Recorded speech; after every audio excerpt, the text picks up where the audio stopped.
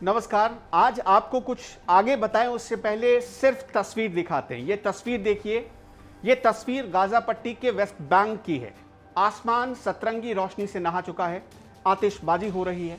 अमूमन ऐसा तब होता है कहीं भी जब कोई जश्न मना रहा हो, और अगर आप ऐसा सोच रहे हैं तो आप भी बिल्कुल सही हैं। इस वक्त गाजा पट्टी में फिलिस्तीनियों का जश्न चल रहा है। फिलिस्तीनियों के लिए जश्न का वक्त आ चुका है। उनका दावा है कि वो इजराइल के खिलाफ जंग जीत चुके हैं। आप ये तस्वीर देखिए।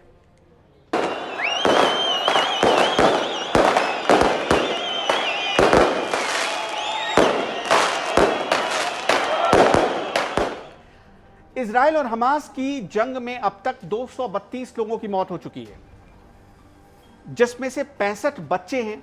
जंग में अब तक 1900 से ज्यादा लोग घायल हो चुके हैं। सबसे बुरी बात यह है कि गाजा पट्टी को भारी नुकसान पहुंचा है। कई मकान जमींदोज हो गए, कई लोग मारे गए।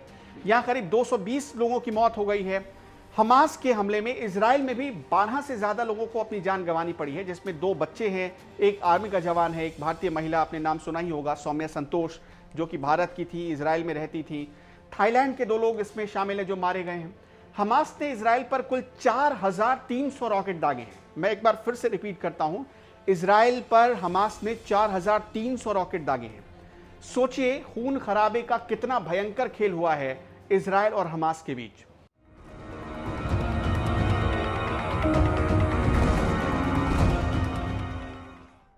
इजराइल की सरकार और हमास दोनों अब इसकी पुष्टि कर चुके हैं कि दोनों के बीच सीज फायर लागू करने पर सहमति बन गई है। यह प्रस्ताव एक तरीके से मिस्र की तरफ से रखा गया था, जिस पर दोनों देशों की हामी दोनों देशों ने भर दी।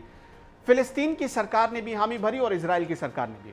फिलिस्तीन का ताकतवर आतंकी संगठन है जिसे माना जाता है इस्लामिक जिहाद, जिसका नाम है। इस्लामिक जिहाद ने भी इस सीज फायर को अपना समर्थन दिया है। फिलिस्तीन का यह भी मानना है कि वो जीत चुका है। इसलिए गाजा पट्टी में हमास के लड़ाकों ने जब ढोल नगाड़े बजाकर जश्न मनाना शुरू किया तो इसे वहां की सरकार ने बिल्कुल नहीं रोका, इसकी पूरी छूट दी गई। जबकि आप सबको बताएं कि इस वक्त कोविड का दौर चल रहा है।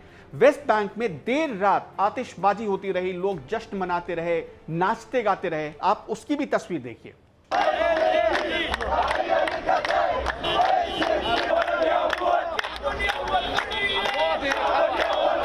हमास की पॉलिटिकल विंग कही जाने वाली और फिलिस्तीन में दूसरे नंबर का रुतबा रखने वाली खलील अल हाया ने भी दावा किया कि लोगों ने कुछ गलत नहीं किया। जश्न मनाकर उन्होंने बिल्कुल सही साबित किया है कि फिलिस्तीन की बहुत बड़ी जीत हुई है इजराइल के ऊपर। खलील के मुताबिक इजराइल की एयर स्ट्राइक में तबाह हुए घरों को बनाने का काम भी अब बहुत जल्दी शुरू होने वाला है।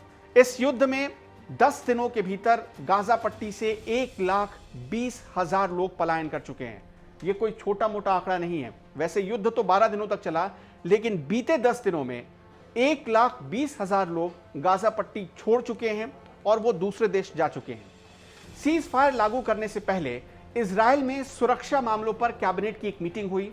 इस मीटिंग में chief of defence staff, internal security chief और मोसाद के चीफ शामिल हुए।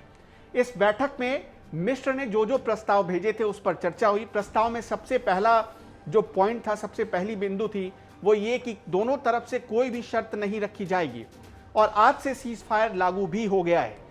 इधर एंटोनियो गुटेरस, जो कि संयुक्त राष्ट्र के प्रमुख हैं, उन्होंने भी सीज फायर के फैसले का स्वागत किया है और दोनों देशों को बधाई दी है।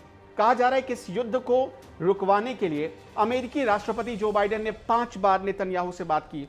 उन्होंने कल, यानी बाइडेन ने सिर्फ कल नेतन्याहू से 2 बार फोन पर बात की। जर्मनी के विदेश मंत्री ने इजराइल के पीएम से बात की और तब जाकर इजराइल को मनाने में ये सब लोग कामयाब हुए।